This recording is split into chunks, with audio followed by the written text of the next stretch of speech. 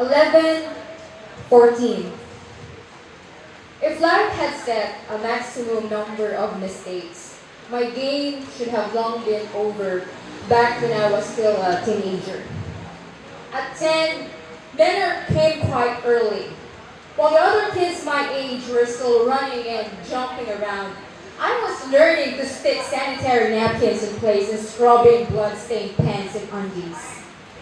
At 11, I have undergone my metamorphosis. Curves started to be visible.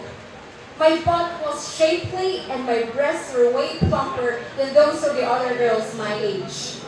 I was even sexier than my thin grade 6 teacher. Yes, my body was plump, but sadly, that did not include my brain. I was naive. At 11, I met a 21-year-old man who used to drink with my older brothers at our front yard. He looked at me. No, he stared at me like he was zooming in into parts of my body. That he befriended me, and after a while told me that I was beautiful, like a befitting angel to his heaven. That he held me in parts like nobody has ever held me before. I was a morning glory which he forced to blossom even before the sun has shone. I thought to myself, perhaps what he did was the thing older girls carelessly and excitingly talk about. At 12, I looked more like a lady than a girl.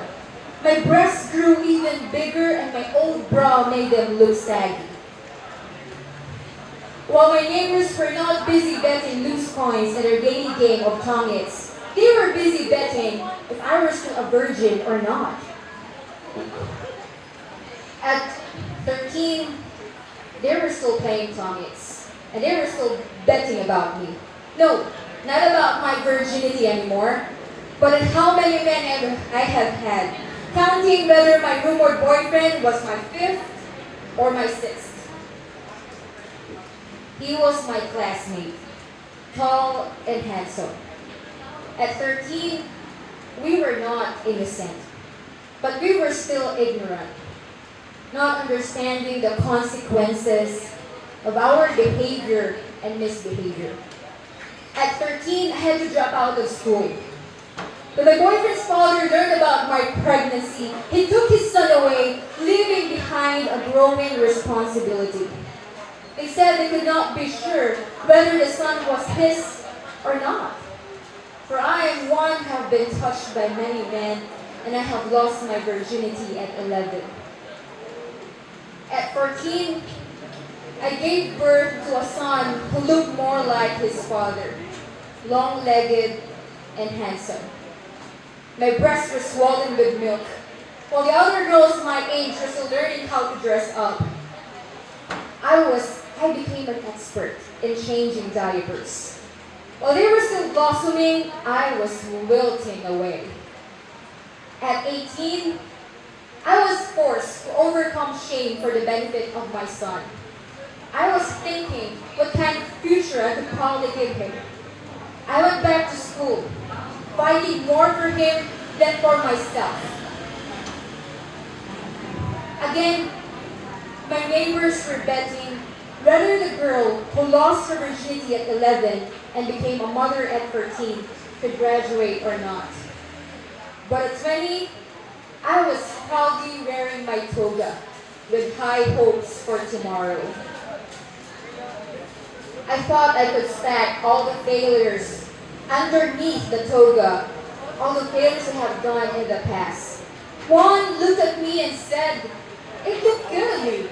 But another one remarked, "Isn't she the one who lost her virginity at 11 and became a mother at 14? At 21, I had to work so I could earn for my son and hopefully save some.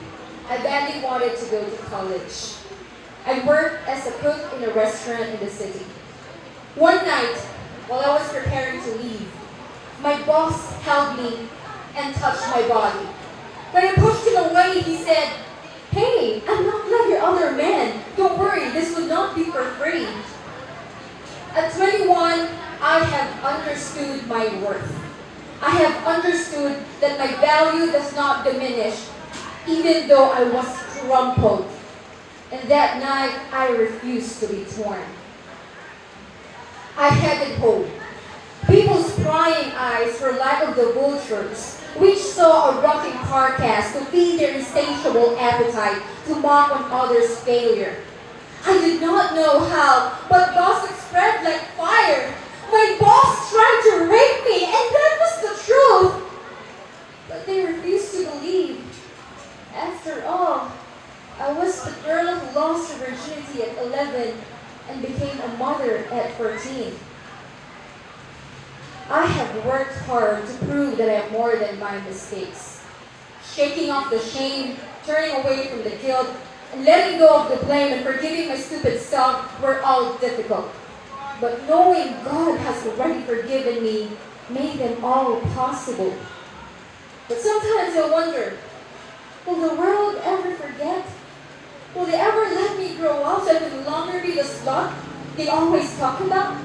Will they ever realize that I do not need archaeologists who diligently dig up my past? Will they ever stop betting about me and start betting on me? I bet if they do, it would be easier for me. You see, I am no longer just that girl. I am more than just that girl. I am a mother, a woman, a fellow human who deserves to be given the chances to redeem and regain herself. I am more than my mistakes. I am not beyond redemption.